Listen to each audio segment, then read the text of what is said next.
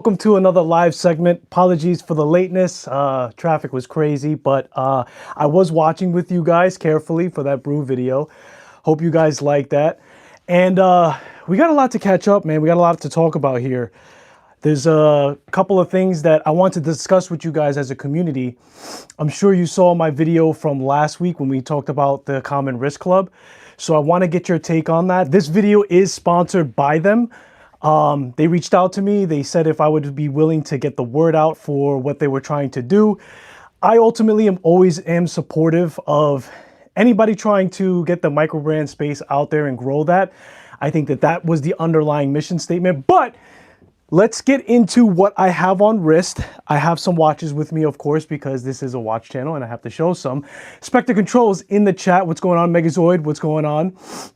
And Sonia, what's going on? How are you? So yeah, we're gonna get into all of that. I have some watches that I want to show you. Let's show you guys what I have on wrist to start with. And I'll tell you what, I've been enjoying this timepiece a lot. And I didn't realize how popular it was in the enthusiast space, how many people actually own a Seville, let alone am interested in getting one, right? And I'll tell you what, man, I had a fantastic time reviewing this timepiece. I actually went out and I saw the full collection, and I was in the comments and discussing this with an enthusiast earlier where they're actually interested in getting a couple of these colors. And I get it. The Seville is a watch.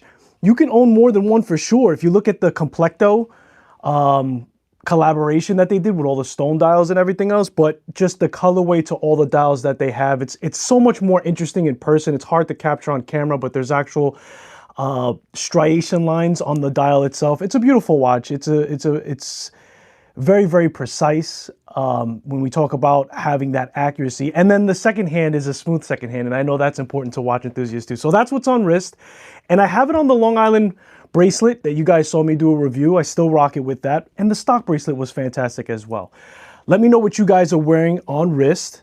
And the topic of discussion, once people roll in, we are going to talk about the Common Risk Club and how you guys felt about it. If you guys are in chat already and you know what I'm talking about, feel free to jump in and just let me know your thoughts on the idea altogether, right? And we'll have a discussion on that. It's been a minute. I haven't done so many lives. I've been busy. A lot of things going on and reshaping as far as adding what I want to add to the content that I'm already doing on YouTube. Going to shows, spending time with family, all these other things in the mix. So that's why I haven't done too many lives, and I do apologize for that. But, you know, life is lifing. And we're going to talk about Intersect too. I had a fantastic time at Intersect, as I always do at most shows. They had their own different kind of vibe, I think, that was extracted in my own personal experience at Intersect. All watch shows are great in my opinion because I have that chance to get hands-on with the watches presented. But of course, you know, I think that they're all trying to do something a little different and stand out while still producing a great show. So we'll talk about Intersect as well. I'm not going to District Time this weekend, so I'm limited on a handful of shows that I can go to. As most of you know, I work full-time. This is something that I do as a hobby, side hustle, passion project. I love doing this all day long, but at the end of the day, I wish I had the time and the bandwidth. Yo, I'll tell you what, man, just the footage that you guys saw from me in Intersect, like that takes a lot. That takes a lot. Not just like the travel time, but actually being there. And I'll be honest with you, I didn't get to experience the show to the max, meaning I didn't get to see as many watches as I did. I don't regret, you know, doing what I did at Intersect because I had fantastic conversations, and I always want to try to bring you guys to the shows in case you didn't have a chance to go out to one yourself. I recommend that you go to a show, but District Time, no, maybe in the future. I'm only going to a handful of shows this year, and I do the best I can to capture some content. So I hope you guys like the Intersect video that I put together as well. But fantastic time at Intersect. We'll do the recap, then we'll get into Common Risk Club. All of the actual brands that were there, very good vibe, very good interactions. The atmosphere. So here's the deal. It's the silliest things, right? Sometimes that make the biggest difference. A coat check. That's like the number one thing that I look for, because you're coming from the outside environment. Now you have double layers, triple layers. Like, that alone was already a major plus to have to begin with, right? Then after that, you know, they had the coffee there for the people that came early. I went there at 10 o'clock and I stayed there till 4 o'clock. So we were there for 6 hours, which that transitioned into cocktail hour and being able to get a drink. And so the tables were set up as a big circle with brands in the middle as well. First 2 hours was kind of like the VIP access, where it was less of a crowd. So I definitely recommend, if Intersect does come to New York again, I recommend that you guys do partake. Now those proceeds, right? The drink tickets and the VIP hour, it helps fuel the show, right? That's the reason why they're there. But they also, what you get out of it is alcohol, and also a smaller crowd, right? A smaller amount of people that are there. They had a healthy flow, but it still was busy once the 12 o'clock rolled around. So it is what it is. At the end of the day, it's a watch show. It's in New York. And they had fantastic brands that were there, and they all wanted to connect. So that's cool. What else, Skylar? Always good to see you. I appreciate you, man. I appreciate you. Thank you for saying that. Let me see if I missed anything. You don't need to explain. I appreciate you, Mega. Ristful Ignorance is in the building. What's going on, brother, man? I said hi to the rest of the crew. All right, cool. So that's what's on my wrist right now. That was my experience. The lighting was it could have been better. It could have been better. I'm not going to say it was horrible. I am going to say that, listen, when it comes to watch shows, like, lighting is the most important thing, yes? Each individual table, some tables had their own lighting to try to offset that. It was a huge place. It was Intersect's first time at being in New York. Of course, it's not their first time doing a show, so they know what they're doing. But I can't say anything negative about the show aside from that. And that was kind of just, it wasn't like a big deal. What I did like is the staff was on top of cleaning the area. It wasn't a tremendous, huge amount of area, right? It was, you know, decently moderate. It was more so intimate. But the staff that they hired, man, even the people at the bar were incredibly nice. They were on top of cleaning everything. So you had a clean environment, but you more importantly had an environment where you felt like you were connecting to enthusiasts and not just the brands itself. I saw Watch Chris. I saw the owner of Complecto. I actually met him for the first time. Ben's Watches. I also met that gentleman. So, like, it was just like almost a hangout, if you will, and experienced some fantastic watches. I captured some of that on video for you guys, so I hope you guys do enjoy that. Unimatic on wrist. That's a fantastic watch, Mega. So, with that being said, so now that I have you guys in chat, I want to know what your thoughts were. If you had time to check out Common Wrist Club, go ahead and plug in what your thoughts were for that. And it's on topic and it's on theme for what this channel is about. I include micro brands a lot. I also, you know, talk about big brands. I'm starting to get into the more luxury also sector as well as I progress through my collection personally. But I want to know, so here's the thing. They sent me an email, much like every other brand does, to reach out. And Common Wrist Club is about solving one issue, and that's experiencing a watch that you're not able to experience in person, to make sure that you want to purchase that watch and it is a right fit for you. And that offsets any taxes or tariffs or shipping back to a company. I don't know how much of that you guys have experienced down the road with having to deal with these penalties almost, right? Because at the end of the day, a lot of the micro brands are online only. I've heard a lot of feedback from the community already. I understand that some people feel that this is more for somebody newer to the hobby. But I don't think that that's only true. I think that that has a lot of validation, but I also feel that if you're a person that purchases a lot of watches, right? Because this is a subscription program. You are paying monthly to be able to access micro brands that you otherwise wouldn't be able to try before you buy, right?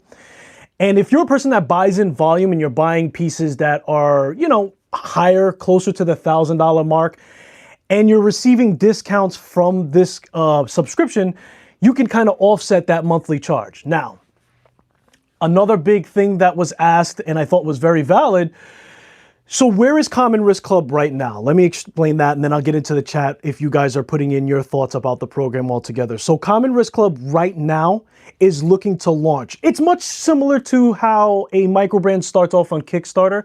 They're looking for their core 500 subscriptions. And just to be clear, guys, I'm not working directly with the brand. Yes, I'm only putting that information that's out there. That's what I agreed upon when they first contacted me. And the only reason why I found that valuable to not only myself, but also on this channel is that it could potentially put watches on your wrist, right? So at the end of the day, they're trying to solve that problem. If you are experiencing that and you don't go to watch shows yourself, and it is a subscription fee and it can be offsetted. Now, they're looking for the first 500 founders, which would be the first initial signups, right? So you're going to pay that $135 fee. You're then going to get access to the watches once it's released. Now, what happens with that $135 if the 500 founders are not met to launch this? Well, you're going to be refunded 100%. That's number one. Number two, your question will be, well, why would I sign up to something blindly? Meaning you don't know what brands are going to be listed for you to select, and therefore how could you know if it's worth it for you? There's a reason why they delayed bringing in brands, although they have a bunch of brands that are very interested in this program. Because so micro brands are also going to find this valuable as well, right? Because essentially they're getting their watches on people's wrists, potentially leading to the purchase of set watch. So they don't have a selection as of right now because what they want to do is they want to be able to get a vote from those first initial founders on what brands we should select in. So I'd imagine there's going to be a roster and there's going to be a voting system. They're looking to make this more of a community-based driven platform rather than just saying, here's what we have to offer. If you don't like it, too bad. And then you paid your money and you feel like you didn't have a say, if you will. So that's the idea and where it's at right now. They're still changing the websites and the information, and they're trying to present that in a very clear way. So if you are interested, look, I want you guys, the links are in the description of this live stream. It's not going to be all about Common Risk Club. I'll get to the chat in a second. I want you guys to read everything for yourself and make your own decision at the end of the day. Again, I have nothing directly tied to it. It is technically an affiliate link, but to be completely black and white with you guys, I'm not getting a kickback at all. That affiliate link is just to track how much traffic I'm driving to the website. So that's not something that I need to tell you guys, but I want to tell you guys because it can look that way from the link that I've given you. I just wanted to, I'm also interested in how much traffic is being driven from me announcing it and talking about it. And I want to hear what your guys' thoughts on the entire program as well. So if I become a member, will it be interesting to them to send me watches here in Aruba? So right now, Design, Jason, welcome in. Right now, this is only being launched in the US. Thank you for bringing that up. However, they are looking to expand as soon as they can. Remember, they're just getting off the ground. They have the concept. They want to build it into an official business. It's not outside of the US as of right now. It would be more of a process to do stuff overseas. But for now, they're sticking to the US, but they already have thoughts in mind of doing more international things and broadening that scope. But they're looking to start off there and then grow from that point. These guys reached out to me. Yeah. So Jason's another, Design Atelier is another creator. He actually reached out to a bunch of creators to help spread the good gospel, if you will. It's up to you if you feel like it's worth it to you. So what's up, Skylo? I read that one. Robert Wood is in the chat. Welcome in, Mr. Wood. And I would love to hear your thoughts as well on the whole concept that I'm bringing here and I'm explaining to you guys. But again, click the link, read everything for yourselves, make your own decision. If it works for you, if you buy in a higher volume, it probably would make more sense because the discounts at I think it's going to be like 15%, don't quote me, on your purchase. So if you're buying a watch at, let's use nice round numbers, at $1,000 and you're getting 15%, you then get $150 off. So that offsets the $135 that you do for the month. I understand that it's $1,620, $1,620 a year. But again, it gives you access to 3 watches a month to be able to try them on and everything else. And you might find more benefits outside of just trying on the watches and going for a purchase. There may be just something that you want to try out for yourself because you can't make it to shows and everything else. So that's my segment on it. If you guys have any questions about Common Risk Club, please let me know, especially if you're watching this on the playback. Josh will be reading, who is the owner of Common Risk Club, he will be reading your comments, and he's always looking for feedback and always looking to improve that program as well. So Eric Mack is in the building. What's going on, brother? That being said, I have a magnificent pair of watches on today, and I want to show you guys how we're double wristing as I always like to do. So take a look at that. I think that this is fantastic. The studio lights here are a little wonky, so I do apologize. But I got the Bulova Seville in blue, and I pair this with my F91W, which you can probably tell by now that I modified it because I'm a degenerate modder. I have to do that. And I think that that's a power couple to have. You guys just hopefully saw my brew video. Let me know what you guys think about that style of video, but I think I might have convinced one or two people on brew. And I was so excited to make that video. I prolonged it long enough. I said, you know what? I need to get cracking on it. It's a brand that I really, really do indulge in and love very much. And yes, I am biased because they are a New York-based brand, but they also happen to make fantastic watches on top of it. And I had to get around to showcasing that and giving you guys my full take on what my experiences were with the brand. And I think that's very important because when we talk about Intersect, when we talk about micro brands or web-based brands, as I like to say, that's the most important thing. It's the relationships, it's the stories. And I'll tell you what, I'm going to share an idea with you guys. I wish that micro brands or independent brands did more content on YouTube on their story, on their history. I think that there's a lot of power in connecting to those brands when you hear things about micro brands like Brew or micro brands like Jack Mason. And that's who I'm thinking about when I'm telling you guys this, Jack Mason specifically, because you know, they used to do more videos on YouTube and I watched them and it was about the whole story of how they brought the brand from start to where they are now. If you guys ever seen that video, and just knowing and relating to that story, right? Peter vividly describes bootstrapping the company and the brand and them going to shows and them hitting that moment where things really lift off for them. I think that was, you know, every micro brand has that rocket ship, right? It's always that model that really helps them break through that atmosphere, if you will. And for Brew, I think it was the metric. And for Jack Mason, I think it was the straddle timer, right? When Miyota approached them as one of the first things. And that's an incredible feat, I think, for a small brand to be able to showcase that movement, which is now almost the norm for micro brands, for its affordability, for its robustness, is absolutely spectacular. And then we talk about the Dr. Pepper collaboration that Jack Mason did, and they're not done. They're still working on official collaborations as well. And I spoke to him, and I don't want to release anything. I don't know if that was for the public, but they have fantastic collaborations that they're doing moving forward. And having that information, sure, you could get that at the show when you speak to them, but having those videos that they produce, I think micro brands should put more out there on story. It's not for you to necessarily sell your watch, right? Because, you know, other than Mark from Long Island Watch, which I also saw him at the show, funny enough, I'm going to go on a tangent. So I spot Mark over by Micro Mil Spec. Micro Mil Spec's a fantastic brand. I wish I would have captured them. I did at Windup, in case you didn't. Now we're on 3 tangents. But I saw Mark from Long Island Watch, and he was kind of like incognito mode. And I'm like, Mark, you don't have the face, nor are you in the right place to be incognito mode. Everybody's going to recognize you, my friend.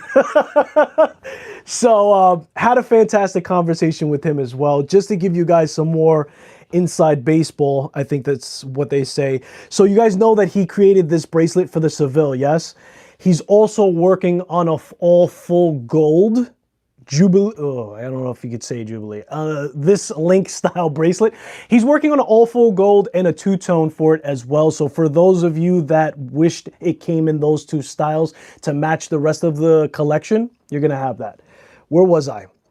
Micro Mil Spec, Mark, wait, I'm getting to it. So it's not enough. You can't really go on YouTube and try to sell your watch and say this is the best thing since sliced bread, right? Because you're the owner and you're the brand, so of course you're going to say that. But I think that putting the story out there, aside from Mark from Long Island Watch, he does an incredible job. But he also adds value, right? Mark sells his watches online. He makes that abundantly clear. When people go in the comments and they go, oh, you're just trying to sell your watches. Yeah, I said that, right? But there's also a segue in his content that's very valuable to us as enthusiasts, where he's giving us all that behind the scenes of a brand and everything else. So it's very important. Let me catch up on chat. Oh, that would be awesome. Islander Atelier. Oh, that would be a really, and I think that Mark was open to doing a lot more collaborations with YouTubers, and Jason's both a brand owner and a YouTuber, so I could see that happening. Glad you could join me as well, Nick Figueroa. I appreciate you for joining in. The personal side is comparative advantages that micro brands have over factory, and then that's their superpower, right? Spectre control. That's the glory of it. I mean, when I look at a Brew watch and I have it, right, I'm thinking of the brand owner every single time. I'm thinking of his pop-up shops that he does. That's also very powerful too, because understandably that you have to be at a certain position for you to host your own pop-up or own solo show, if you will. You know, people got to know who you are, otherwise you're wasting your time. And Jonathan does that in Manhattan. So, you know, obviously you have to have a following. He's got 10 years of skin in the game. And look, here's the thing. I have a lot of love and respect for heritage. I'm starting to respect it even more. If I think about Tudor, for instance, right? What's that gentleman's YouTube name? Time and Tide. I recently watched a video where they were speaking about the heritage of Tudor as a brand and how it was tied into military background. I had no idea, right? And the evolution of the hand and how the snowflake hand came to be was the necessity to have that surface area on the hour hand for them to apply lume that was failing at the time at the watches that they were providing. So I didn't know that. Story is very powerful. Heritage is very respected. The reason why I brought that up is that although micro brands may be at their peak or at the average, I wouldn't say the average, right? 10 years is not average for sure, because there's a lot of micro brands that pop up. But I would say that after 10 years of skin in the game, you start to pay attention, or you're starting to respect the brand, right? And here's why I respect the nuance and the new kid on the block, if you will, compared to these 100, 200, 300, where's my water? 400-year-old brands. I'm intrigued with the fact that they're making it in the market in the here and now, right? They're figuring out, much like Rolex had to do, much like all of the big brands had to do in their time, how to become established. Well, in the new century, in the new day and age, you're now seeing these micro brands pivot, shape, reshape, and follow, not only following trends, but being trendsetters, if you will. And that for me is fundamentally the most interesting thing. And what I'm noticing about myself as a collector, most recently in the last year and a half, what I'm most interested on, switching gears again, you got to keep up, is that what I'm valuing now moving forward, and the reason why I haven't purchased any watches this year yet, is innovation, current innovation. So that's why the Accutron, right? The Accutron Space View DNA in the 2020. It's a very interesting, movement, because there's nothing else out there like it. And that's the reason why I have my most interest in that right now. So that's going to be the girl watch too. See, good idea, right? Fantastic idea. Mark knows he knows what he's doing, and he's unafraid to share it with us. Yeah, that would be an awesome collaboration. I agree. I want to collab with Mark. You should reach out, send an email for sure. We'll talk. You could also send him a message on WhatsApp. Glad to have you in. So that's my take on it as a whole, and what I think that the direction should go. I have some more watches, of course, that I want to show you guys. And some of them are kind of like follow-ups, like the watch I'm about to show you. So in my Intersect video, and we're going to talk about some of my conversation as well with Wes. Also spoke to Collins of Notice. Fantastic brand, fantastic people. But Vario was also at the show. I've shown you guys this watch before. It is a little different this time around. If I can get it to, let's flip the camera. Hold on.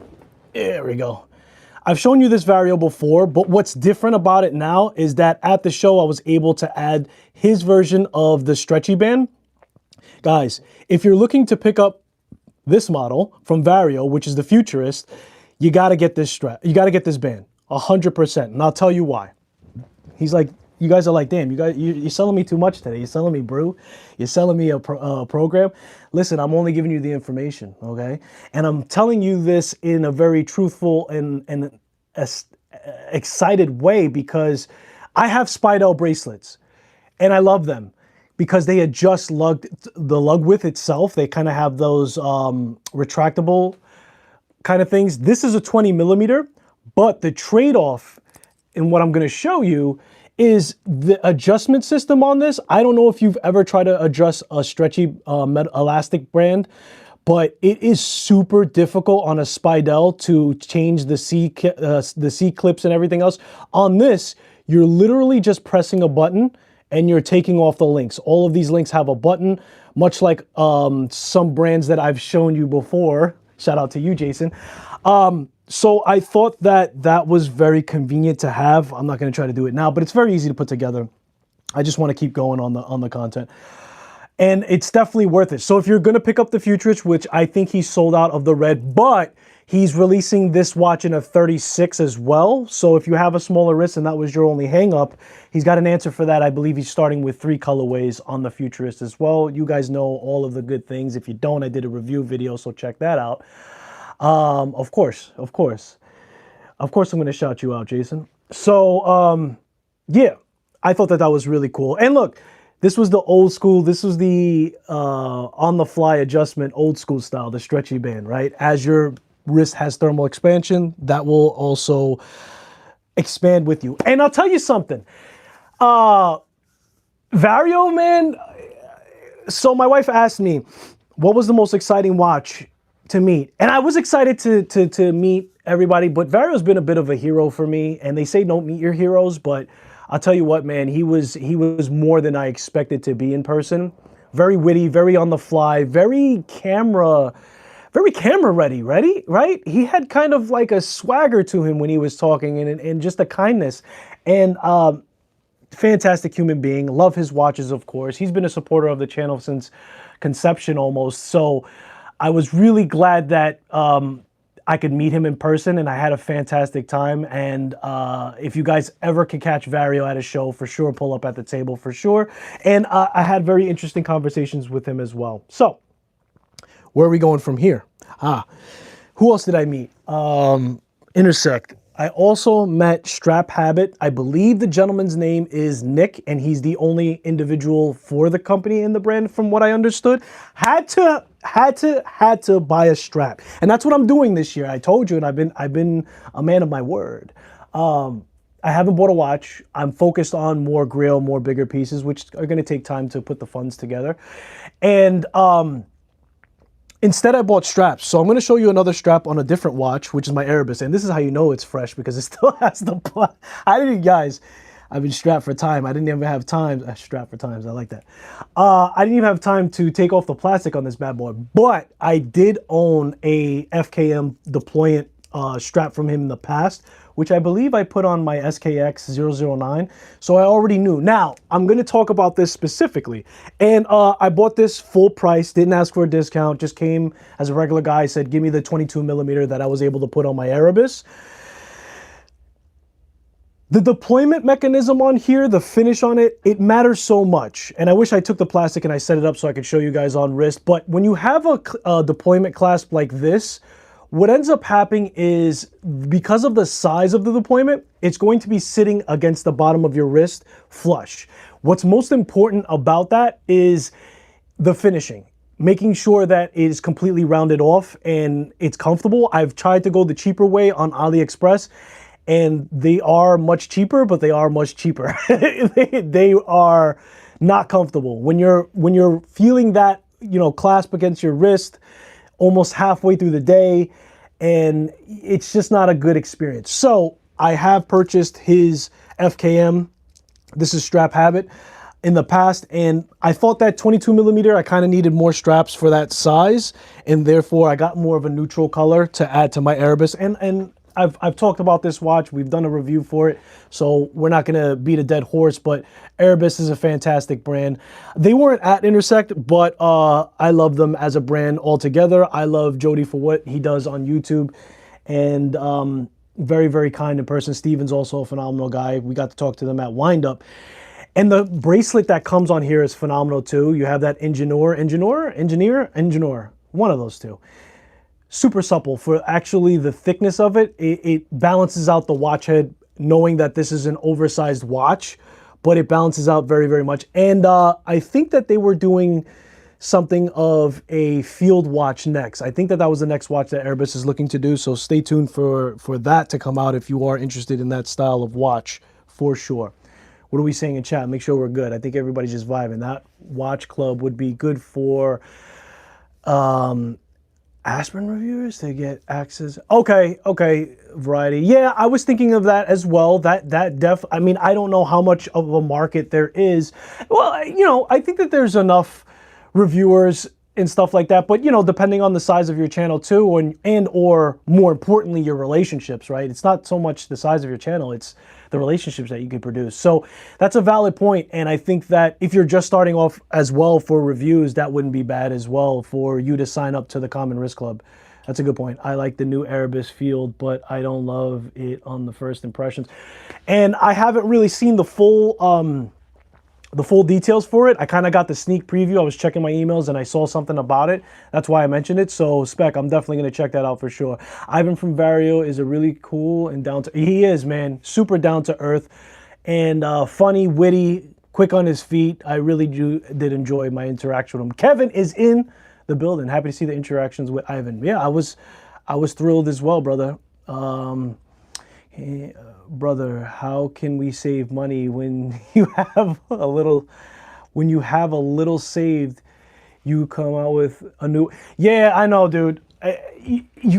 So you got to have that focus, man. I think that's the only way. And it's been. Can I tell you something?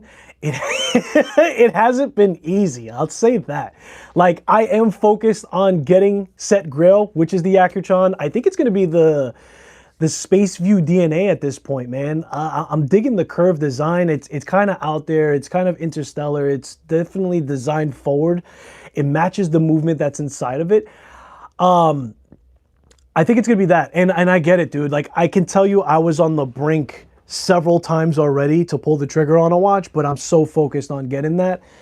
And that's just where I am. So I totally understand, Oscar, what you're saying here. So Erebus is coming out with something new for sure. Always like to plug them in. Great value on their watches for sure. I mean, where else are you going to get a 500-meter watch like this and with a helium escape valve?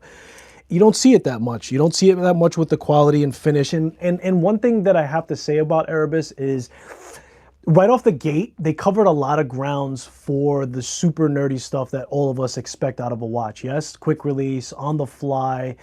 You know, even when it came to this Titan, they really went back and made sure that the lug-to-lug was... So everything is a thought process, as it should be, but I think that the delivery and the execution and not needing to graduate so much from the specification, because I tend to move in and out of movements as a focus, and I kind of have the expectations now to have all of those finer things for the everyday wear that matters into the watch for itself. So that being said, I have another watch I want to show you guys, and you guys seen this one as well before. Since we're on the topic of big boys, I wanted to show you something else.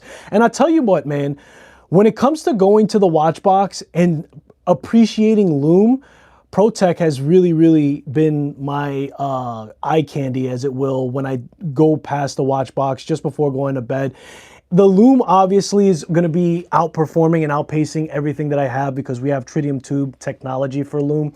You guys know that I've done the full rundown and we've had interviews with him, so I don't want to beat a dead horse. But I have been appreciating this, and I do have links in the description for this as well. Oscar, I'm sorry. I have links for this in the description as well. Code SKY for 20% off. If you want to appreciate a watch with tritium tube technology, I personally, and I'm not saying that this is the only route for sure, right? You got to make that decision for yourself. But I personally think that when we're talking about a man who's been doing tritium tubes as long as I've been on this earth, there's probably a no better pick when it comes to making that decision, for me at least personally. So I love this watch. It gives me like a G-Shock kind of vibe. Carbon composite case, 300-meter water resistant, screw down crown, rubber as you can see on the crown itself. I mean, it's just a fantastic watch, and I've enjoyed wearing it with the bigger and larger sizes throughout my collection, which I'm no stranger to a larger watch. I've now felt that a 39 millimeter is probably my ultimate comfort zone, but there's just, there's just days where you want a bigger watch. There's days where you want just a fun watch. I've got the Moon Swatch as well. I throw that bad boy on and I have fun with it. So Protek is definitely a fantastic brand. Spectra Control also seconds that. Kevin Cook just stepped in the building, so it's about to be a fun time. And speaking of Vario, I didn't mention that I also have his leather strap for that F91 Dubs. And it's pretty much married to it. I don't switch it out. And I wear this every single day as a double wrist to the complimentary watch that I'm wearing for the day. Fair enough. Where do we go from here? I've got another watch that I want to share with you guys. Chat, I think, is good. We talked about Intersect. We talked about Common Risk Club, and I think that those were the main meat and potatoes. I wanted to catch up with you guys. I haven't done a live for a minute. It's always good to chat with you guys, and if you have any questions or concerns about where I am, then let me know. Nick is a great guy. Yeah, he is a fantastic guy. Strap Habit, Nick, fantastic guy. I had to showcase his straps, and that one is not sponsored whatsoever, just a great experience. And when I get something like that, like the Long Island watch bracelet that I got, not only for the Seville, but also the BLP. I know a lot of people struggled with that and probably got that watch very early on, because that's how I collected early on. I followed what the people were saying were a good watch. I had no idea what I was doing. And I'll tell you what, man, I made out pretty well with the watches that I selected. We're talking about the Bambinos of the world, the Seiko Arnie, 009. I grabbed that before the prices really skyrocketed and became unreasonable, if you will. I wish I would have grabbed the Sarb 017, but I think that was... So like a lot of my watches early on, much like many people in their watch collecting, is very similar. We're seeing this year the Alpinist talking about the original... It's not the original Alpinist, but talking about the Sarb 017, I think that's the one that's most popular talked about. We're seeing the new Alpinist, and I don't know the model number. I know it's SPB 121, but there's a newer one, and I can't remember it, but I'm sure you guys have seen it. It's all over the place, and I think that the reason why we're seeing Seiko and the Alpinist, aside from the fact that they're fantastic watches, become so popular, I think it's just following the economy. It's following the availability. It's offsetting all of the taxes and tariffs that we're receiving now. And we're seeing more interest in price points that are lower. At least that's how I feel about it. Maybe I'm wrong. That might draw more attention to micro brands. It definitely, for sure, is drawing more attention to brands like Seiko, brands like Bulova. We're seeing a lot more attention toward that sector, and I think that it could be also, it's early on in the year, but the Alpinist, I think, is really, really taking off. Granted, they just came out with a new line, but I think we're going to see a lot more popularity with that as well. So I still prefer the SPB 210. Is that the 121 or 210? It may be a different variation to that. You might be right, Spec. Over the new ones, hoping to redo. And I'll tell you what, the newest one, which is the most popular color, which I think is the green on the Alpinist, I think that that's my favorite one out of the whole lineup. You guys know that I did the Namoki version of it, which I have a Namoki that we're also going to talk about as well in a review video. But they did their homage version of the Alpinist, and it looked more like this 017. So I was happy to get that in. But I'm definitely gonna grab that newer model to the Seiko Alpinist once I'm able to get my hands. I kind of want the price to calm down. I might even buy it used because I'm in no rush, because I'm focused on the goal. And the goal right now is the Grail. And the Grail is the Akertron Space View DNA. So I've got one more watch to show you guys, and then we're gonna lickety split out of here. I always enjoy having these conversations with you, man. So I'm glad I was able to do it today, Skylar. Have you had a look at the British Watch Day watches? No. So you saw me feature Bowcroft. Chris Ward was there. I haven't taken a look at the lineup. I know that there's going to be some people there that are going to probably cover that very, very well. I'm pretty sure Kieran from Top Tier Ticker is going to be there alongside many, many other people. I really do wish that I could do the travel thing and go in person. I will do that one day. It will happen. Just not now. But I haven't taken a look at the lineup, but I'll tell you something. Studio Underdog's another one. I'll tell you what. Fantastic brands. Just like how Intersect had all and I felt like Intersect, the thing about Intersect is all of the brands there felt like it was definitely by design. Yes? Wes selected Jack Mason and Formex. Those are the original people for Intersect. They want brands also there that are in line with their mindset, which is, of course, community first. But also, it felt like all the brands there were trying to cover all the bases. You weren't seeing too many brands there that didn't have the quick release or didn't have the on the fly, right? They all tasted very different.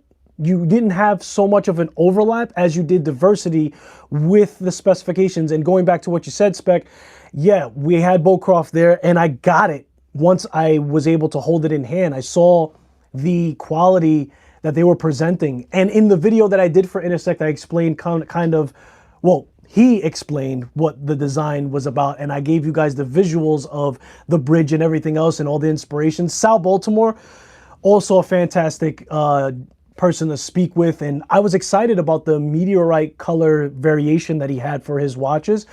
Now, meteorite, you kind of might feel burnt out, right? Because there's so much meteorite dials that are out there now, but he had a purple meteorite, he had a red meteorite. Like it was a different spin on it for sure. And I've always been a fan from the back row, I would say. So it was nice to be in the front row this time and shake Alan's hand, see his watches in person, capture him on film, and have him talk about his watches as well.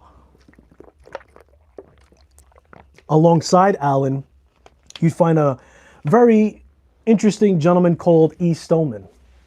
And he's a watchmaker that owns a watch brand. He's also a watchmaker that services and builds watches for brands. So if you guys have a chance, I didn't put it in the description for his website, but it's E. Stoneman Watches. We did a review for his watch.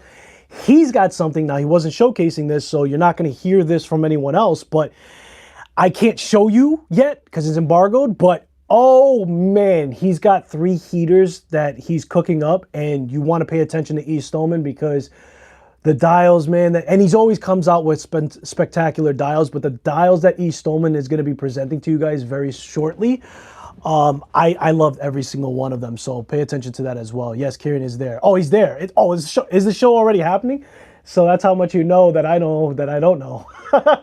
210 is the bronze and the green. Got it. I still prefer the SPB. Yeah.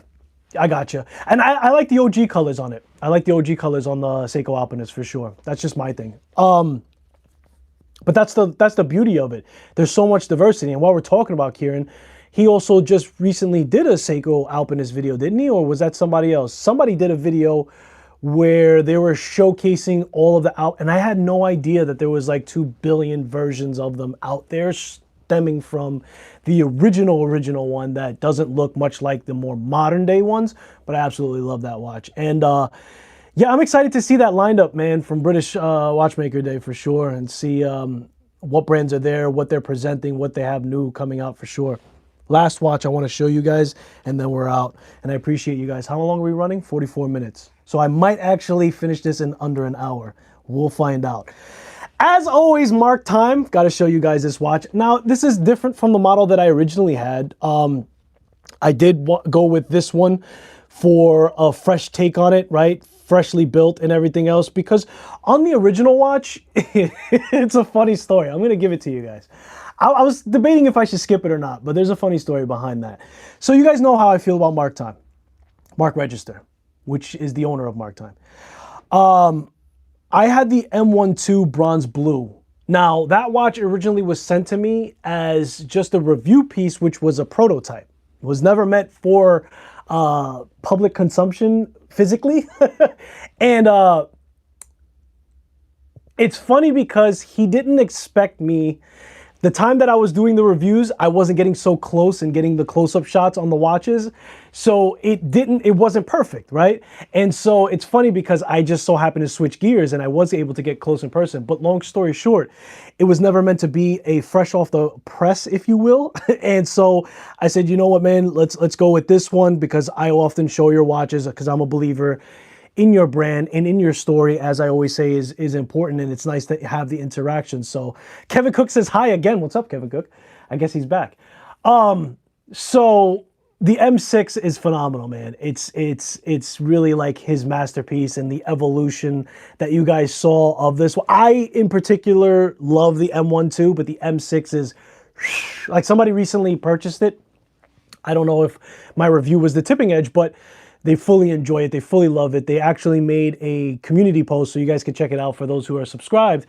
And he loves the M6, and I wouldn't see it any other way, because he makes fantastic, minimalistic, but not minimalistic. You know what I mean? Nice, bold features. And I love the timepiece altogether. So I like to show it. And you guys are going to see me sporting this very, very often and talking about it very, very often. So let's clean up the chat and see what you guys are saying, and then we're out. Noctua is another one. Noctua, man, I bring up Noctua often on these lives, and I show you guys that watch. Love the brand. Noctua's busy too. There's it's hard for me to it's hard for me to even follow, because there's stuff that I know behind the scenes, and then there's stuff that I know that it's about to be public. Noctua is working on something too, and he's actually looking for some feedback. So go to Noctua, look at the post. He's asking what dial colors you guys would like to see this year. Your feedback, man, you guys don't understand, or maybe you do, how important your feedback is. I mean, I have Jason in the chat, and he owns a brand, and I think that he also is respective of getting your feedback directly, right? It's how we operate, not only as micro brands, maybe as show goers, show performers, as putting on the watch shows and the events, and creating content on YouTube. But he's also working on something completely different in his lineup as well. I think he's going to have a full remake. Mark Time is also working on a different watch too. I don't think he's ready to present it to the public, but I did get to see the watch. It is going to be different from the M6. He's ready to move on from that. He understands that that's nicely polished. So stay tuned for that watch as well. I'm going to make sure I show you guys. And then I have a watch here that I'm not ready to show you guys, but we're working on it. But I'm going to give you guys a little sneak preview, all right? That's all you're going to get, okay? Those are for the real people who tune in to these live streams. If you can guess, if you can freeze frame it and guess, God bless. But you're going to see that on this channel as a review very, very soon as well. Our next collection are all based on customer and viewer feedback. So there you go, man. Sometimes I just get it right. And is that going to be the Valor, or is that going to be for the other brand that I'm having a brain fart because this is a live stream and it's the end of my day? Which model is that going to be for, Jason? And yeah, man, there's a lot of things cooking up. There's a lot of things brewing. There's a lot of watches in the pipeline that people are developing and coming out with. Fantastic watches. And so just to finish this off, talking about Intersect, I did mention that I was going to tell you guys, you guys saw my conversation with Wes. He's everything that he is on camera as he is off camera, maybe even more so off camera, as far as being a phenomenal human being. And it was really nice to sip a beer and talk to him and just take a second. He was shaking hands and kissing babies, of course, because, you know, he's one of the curators, but he really took the time to walk over to me and my wife at the show. Shout out to the wife too before we end this live stream. She was my camera woman. She's the backbone of this channel. Like, you guys think that I do the hard work, but I can't tell you all the things that I bounce off of her, and she goes to these shows and she records for me too. So shout out to the wife at Intersect and holding it down, literally.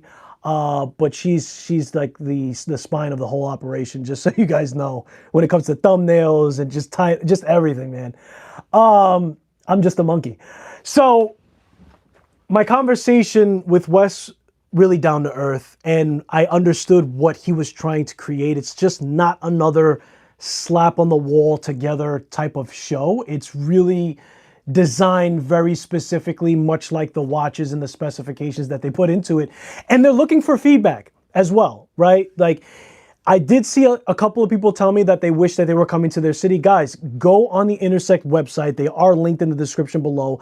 Let them know where you want them to be. If you had a good time in New York and you want them to come back, let them know that as well. They had a great turnout, but I think that they still need more of feedback in order to solidify the idea. I think that they're going to be back. I think that it was definitely worth it for them as well, judging by the size of the show itself and how well balanced it was, right? All you need is a little bit bigger space next time if it's going to continue to grow. But yeah, I think that I had a fantastic conversation with Wes, and I love his idea of how he likes to construct his shows. Hey, Ben. Ben 10 is in the building. What's going on, bro? What's up, people? What's on your wrist today? Yo, this guy comes at the end of the show, wrist checking people. I love you, Ben. You got it. Oh, yep. That's a good bronze watch for sure. Both Valor and Flux. Fantastic, Jason. So we're gonna, yeah, Valor. How did I forget Valor? Sorry. So Jason's working on something as well. I'm sure we're going to see that come into the mix and be presented very, very shortly. So with that being said, with that being said, guys, I do appreciate you joining the live stream, of course, as always. Let me know what you guys think about the topics that we talked about here. If you are watching this in the playback, we do want to get your feedback, responses as a community. Hopefully you've been enjoying the content that I've been producing. And moving forward, we're still going to do reviews. We're still going to do these live streams, and I'm still going to try to make it to as many shows as I can. Before we conclude, I almost missed this mark. The Philly show is something you want to pay attention to as well this year. If you've gone to the Philly show in the past, they are going to completely, and I've always had a great time with them. It's a smaller show. It's very intimate. In the past 2 years, I've gone to it since conception on the first show. If you don't know what I'm talking about, watch my Philly Watch Fair shows. But this year, they're bringing something humongous, okay? They're going to be in a museum. It's going to be I think that it's going to be a vibe not seen in most shows. And they're really dotting their I's and crossing their T's as far as not only producing something that is going to be very comfortable for the brands, but they are also designing the show specifically for the comfort of the enthusiasts. So go to the Philly Watch Fair. I think that there's already photos and information on it as well. This will be a 3-hour live if I start to describe everything that's going to be going on there. So definitely worth checking out. And you're going to hear more from that about me in the future. We're going to put together a video about that as well, because I was very impressed with what they're going to do for this year. So with that being said, Oscar, I always love hanging out with you as well. So thank you for saying this was an excellent live. You guys are an excellent crowd. Robert Wood says the new Erebus Field Watch is coming out today for pre-order. Thank you for the information. The link for Erebus is also in the description, so you guys can check that out. With that being said, we're going to conclude. I appreciate you guys for spending your most valuable asset, which is time, and I'll hopefully see you in the next one. Have a great weekend, guys. Take care. Peace.